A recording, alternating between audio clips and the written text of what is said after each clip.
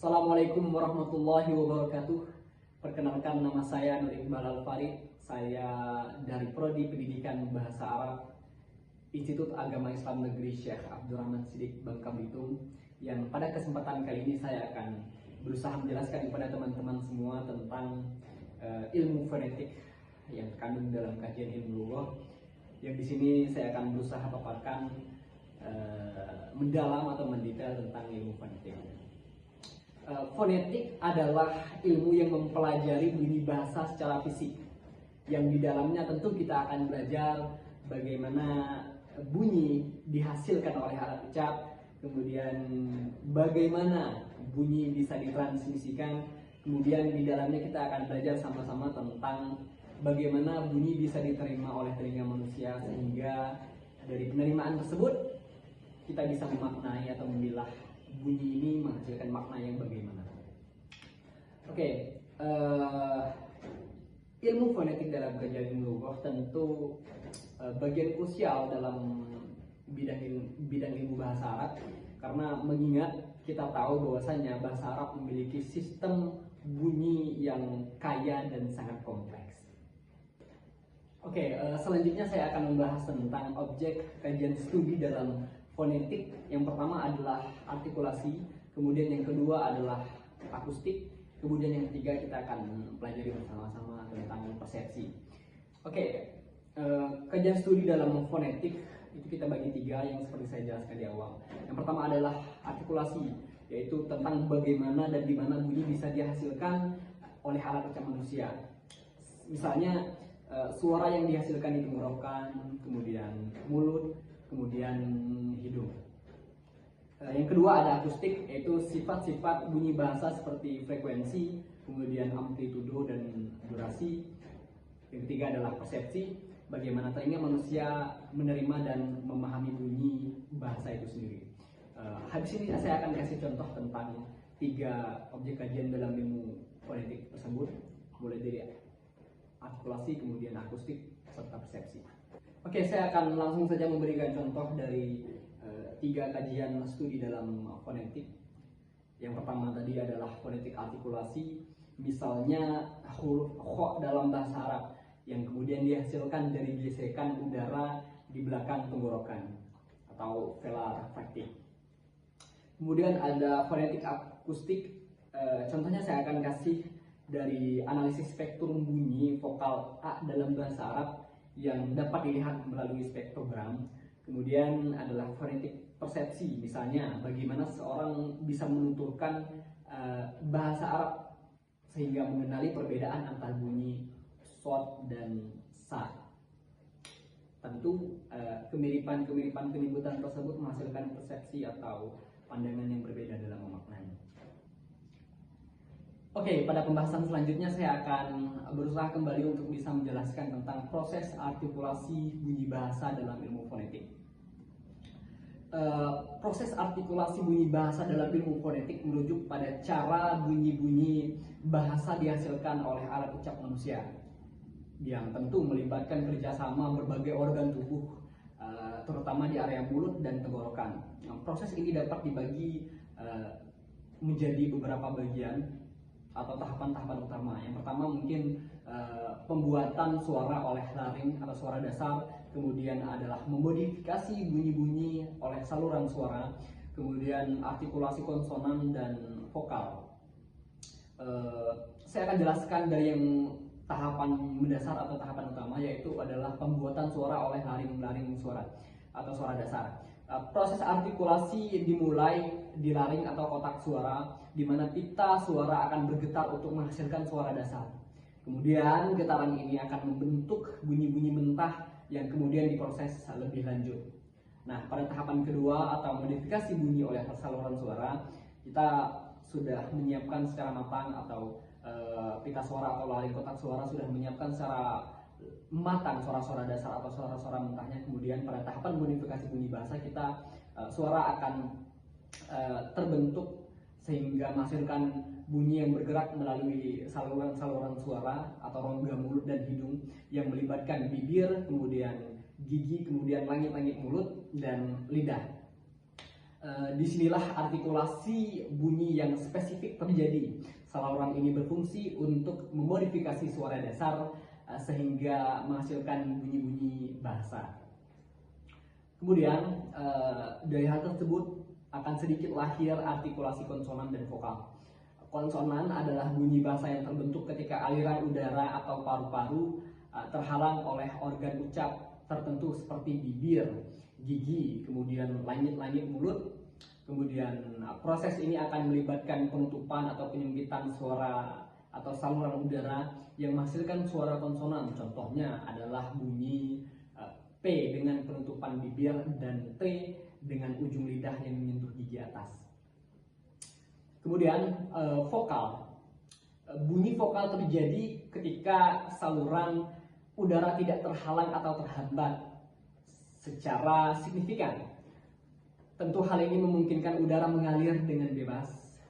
Vokal dihasilkan melalui perubahan posisi lidah dan bentuk rongga mulut. Contohnya bunyi A dihasilkan dengan lidah yang datar dan terbuka, kemudian sedangkan bunyi U dihasilkan dengan lidah yang lebih terangkat dan bibir lebih membulat.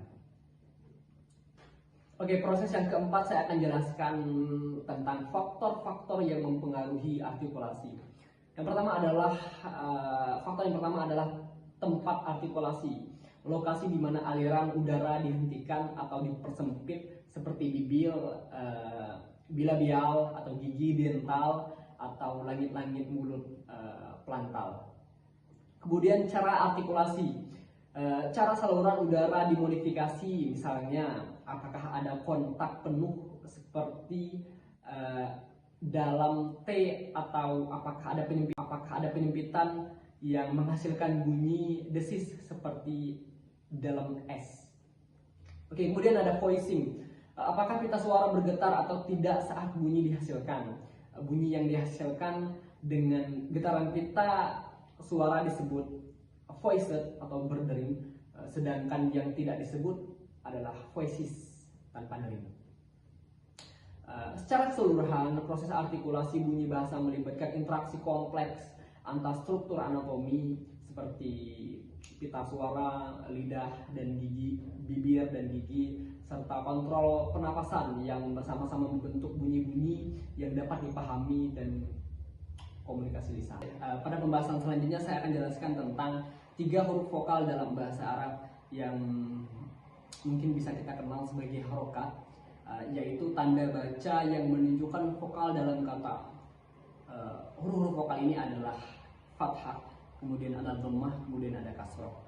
Fathah adalah tanda vokal pendek yang diwakili dengan garis miring di atas huruf yang mengeluarkan bunyi A pendek seperti dalam kata ba. Kemudian ada dhammah, tanda vokal pendek yang diwakili dengan